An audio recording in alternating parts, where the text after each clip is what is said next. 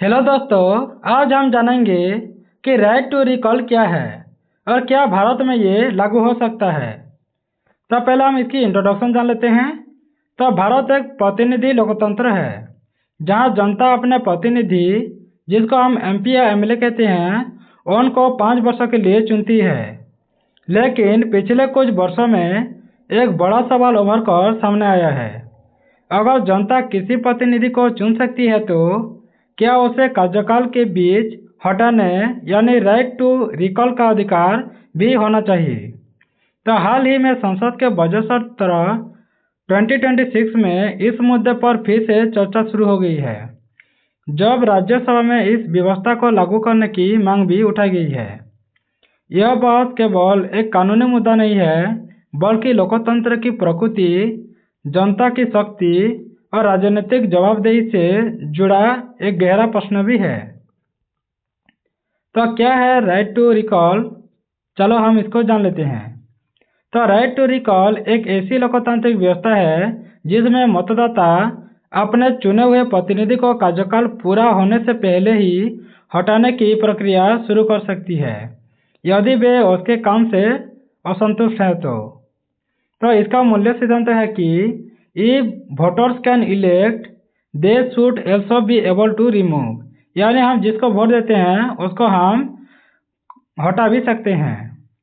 तो इस प्रक्रिया में आमतौर पर क्या होता है, मतदाताओं द्वारा हस्ताक्षर अभियान का यानी याचिका चलता है।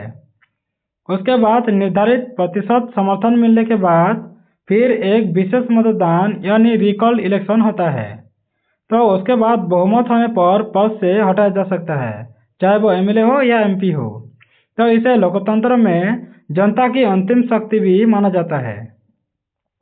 तो संसद में हाल ही चर्चा हुआ है, तो फरवरी 2026 में राज्यसभा में यह मुद्दा उठाया गया है कि वर्तमान में भारत में मतदाताओं के पास मध्यावधि में प्रतिनिधि हटाने का कोई भी सीधा तरीका नहीं है। कई देशों में यह व्यवस्था भी मौजूद है।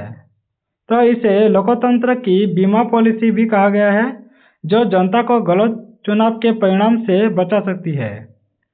तो कुछ प्रस्तावित सुझाव भी दिए गए हैं, जैसे पहले एक निश्चित अवधि के लिए, जैसे 1 से 2 साल तक प्रतिनिधि को काम का मौका दिया जाएगा।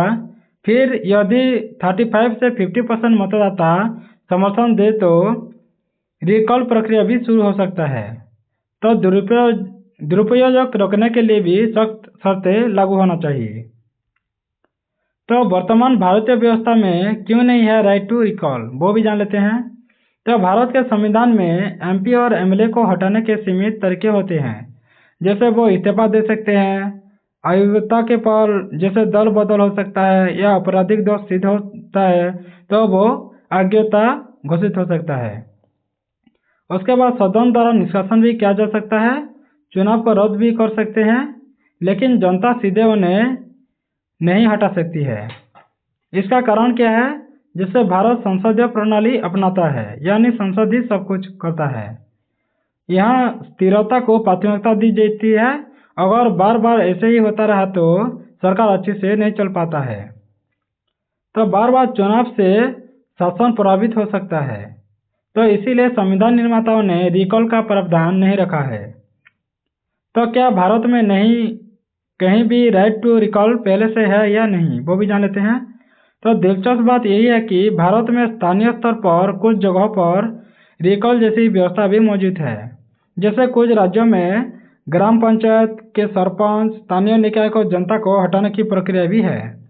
तो इसका मतलब है कि यह विचार भारत के लिए पूरी तरह नया नहीं है, बल्कि स्थानीय लोकतंत्र में प्रयोग हो चुका है।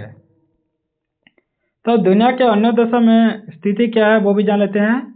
यानी राइट टू रिकॉल 24 से अधिक देशों में किसी न किसी रूप में लागू है। जैसे अमेरिका में है, राज्य स्तर पर है, जैसे कैलिफोर्निया में है, वैसे स्विट्जरलैंड में और कनाडा के कुछ क्षेत्रों में भी है। जैसे कैलिफोर्निया में एक गवर्नर को रिकॉल के जरिए हटाया भी जा चुका है। तो इससे यह साबित होता है कि यह व्यवस्था व्यवहारिक है, लेकिन हर देश की राजनीतिक संरचना अलग होती है। तो राइट टू रिकॉल की संभावित लाभ क्या हो सकते हैं? यदि भारत में लागू होता है तो इसका कोई सकारात्मक प्रभाव भी हो सकता है। पहले तो जवाबदेही बढ़ेगी, जिससे प्रतिनिधि जनता के प्रति अधिक जिम्मेदार होगा। गैर प्रदर्शन पर कार्रवाई हो सकता है, तो 5 साल तक इंतजार नहीं करना पड़ेगा। भ्रष्टाचार पर रोक लगाया जा सकता है, जिससे जनता का दबाव भी बढ़ेगा, तब भ्रष्टाचार अपने आप ही कम हो जाएगा। तो बेहतर उम्मीदवार चयन भी कर सकेंगे, तब पार्टियां जिम्मेदार उम्मीदवारों को ही उतारेंगी, ऐसे एरे गेरे को नहीं। उसके बाद लोकतंत्र में जनता की वास्तविक शक्ति भी मिल पाएगा, तो यह व्यवस्था लोकतंत्र को अधिक पार्टिसिपेटरी भी बना सकती है।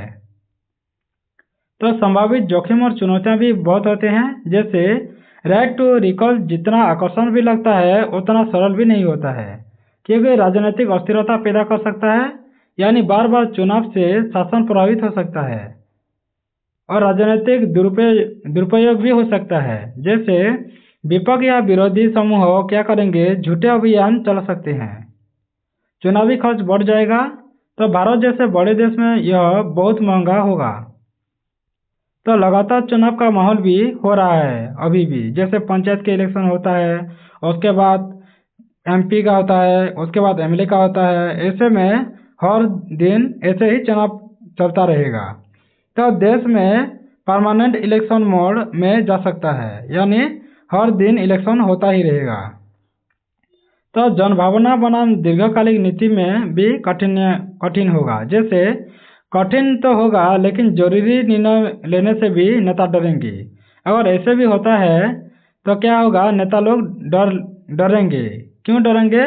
क्योंकि वो ऐसे दीर्घकालिक नीति नहीं बना पाएंगे, क्योंकि अगर जनता का लॉस होता है, क्षति होता है, तो बाद में वो अच्छा भी हो सकता है। तो ऐसे नीतियां नेता लोग नहीं बना पाएंगे।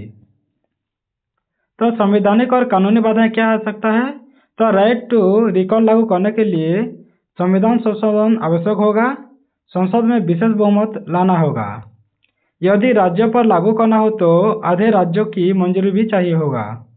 तो यह एक बड़ा और कठिन राजनीतिक कदम हो सकता है, यानी विरोधी दल और शासन दल दो मिलकर ही ये कर पाएंगे, अकेला नहीं कर पाएंगी। तो साथ ही यह सवाल भी उठता है कि क्या कोई भी सरकार या सांसद अपने खिलाफ ऐसे व्यवस्था लागू क्यों करना चाहेगा? यह भी तो एक प्रश्न है। तो क्या यह वास्तव में लागू हो सकता है? अगर राजनीतिक वास्तविकता की बात करें तो वर्तमान स्थिति की बात क्या है?